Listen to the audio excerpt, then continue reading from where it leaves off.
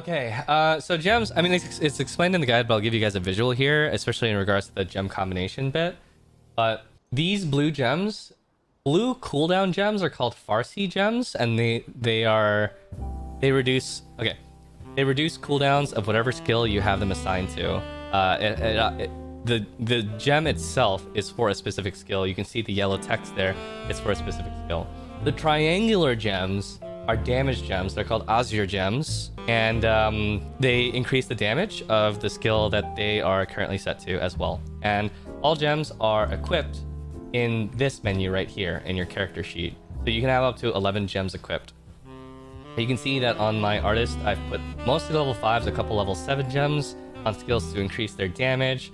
As a support, I mainly focused on cooldown gems since her damage is not that important, but having better cooldowns is better for her in general. These blue gems are used only in tier 2 content. You can use them in tier 3 content, but if you use a tier 2 gem in a tier 3 content, its effectivity is reduced by 50%. So that does mean you can use it, but it's pretty easy to replace them with gems in the newer content afterwards. Some skills can have 2 gems. Every skill can have 1 damage gem and 1 cooldown gem.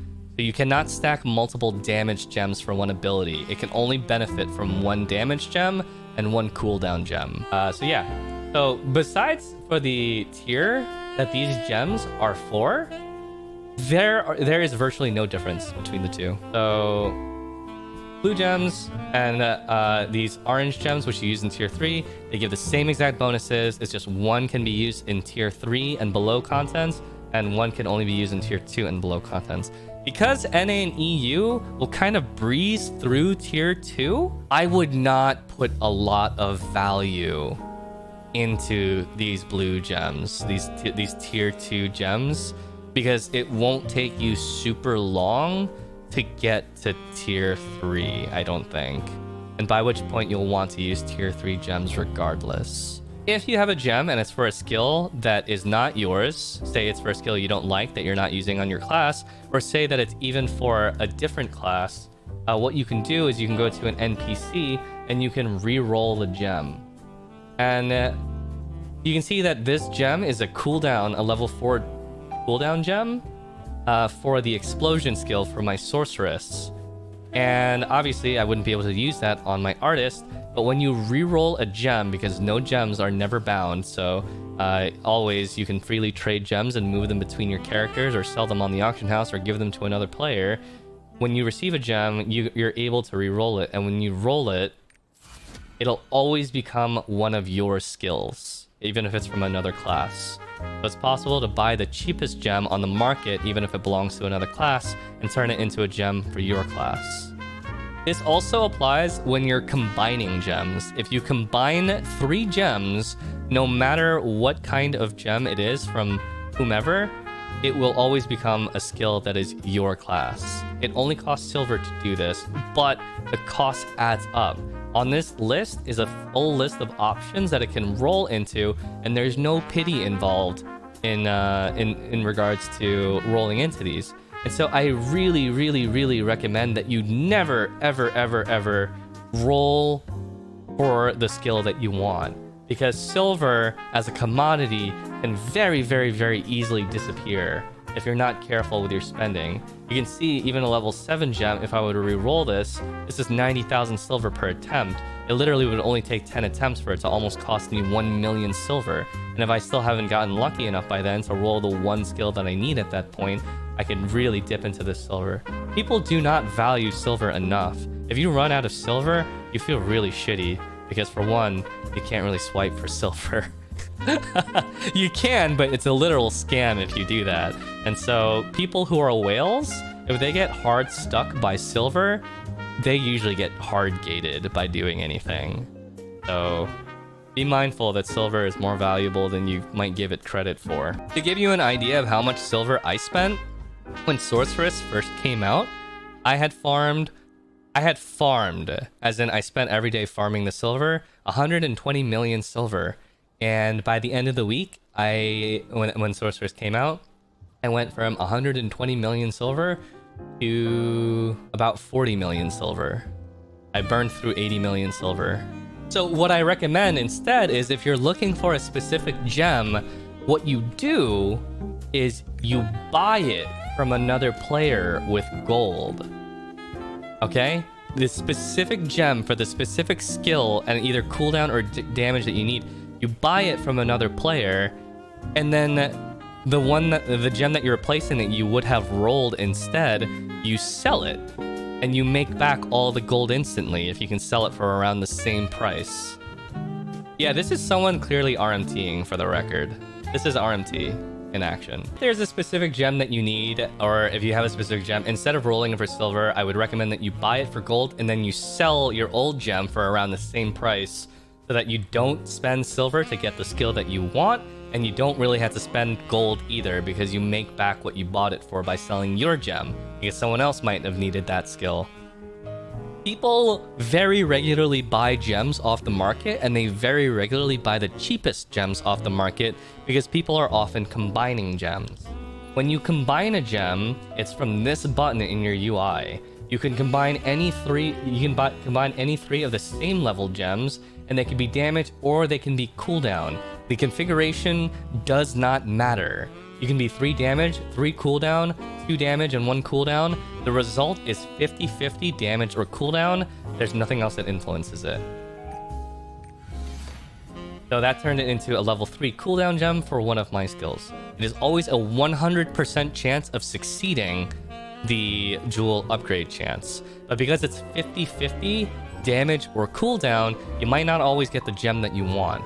Where this ends up becoming a problem in the late game is when you combine 3 level 9 gems. You can combine 2 damages and 1 cooldown, it's fine. And the resulting skill is random, yes, correct. I will mention the auto setting. Where this ends up being a problem is when you combine level 9 gems into level 10 gems, because there's no such thing as a level 11 gem. So if you combine 3 level 9 gems and it becomes a cooldown gem, oh, you're fucked. Because cooldown gem will always be a cooldown gem. You can't turn it into a damage gem. But like if you make 3 level 8 gems into a level 9 gem and it's a cooldown gem, well, that's not a problem because you can sell it and people will value a level 9 cooldown gem for around the same amount as a level 9 damage gem because they can both be used as catalysts to gamble a level 10 gem. That is why level 9 damage and cooldown gems are around the same cost, but level 10 cooldown gems are about a third of the cost of a damage gem. People use level 10 cooldown gems, and you should use cooldown gems, but you have finite skills and you have a lot of slots. And so generally speaking, you want to use damage gems more than you want to use cooldown gems because damage gems go up to 40% damage increase while cooldown gems only go up to 20% CDR. What about supports? Oh, if you're supports, you're being chillin'. You don't need no damage gems. Just use cooldown stuff.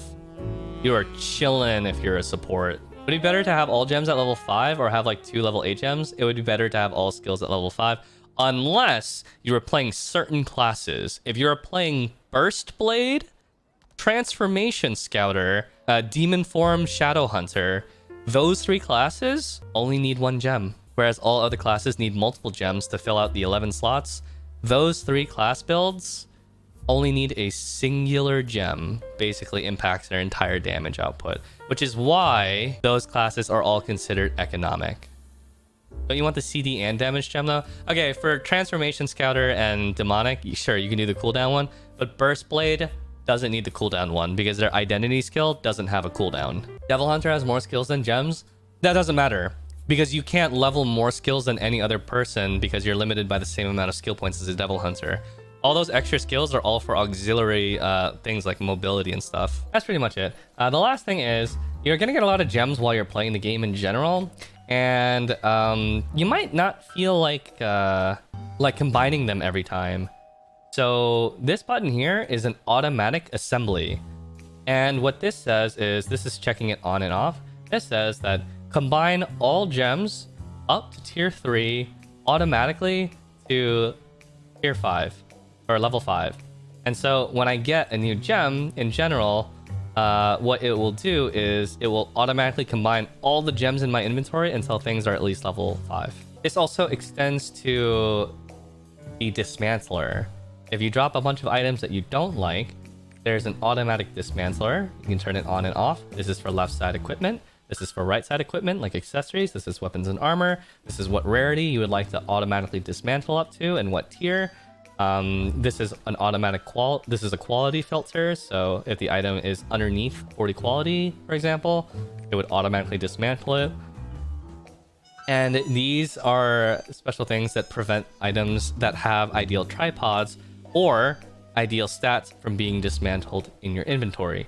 So what I mean is, if you favorite items, if you favorite engravings, specific engravings, let's say I favorite this one and this one, and I click on this, you'll see that it'll automatically sort to my favorite engravings that I have that are unlocked.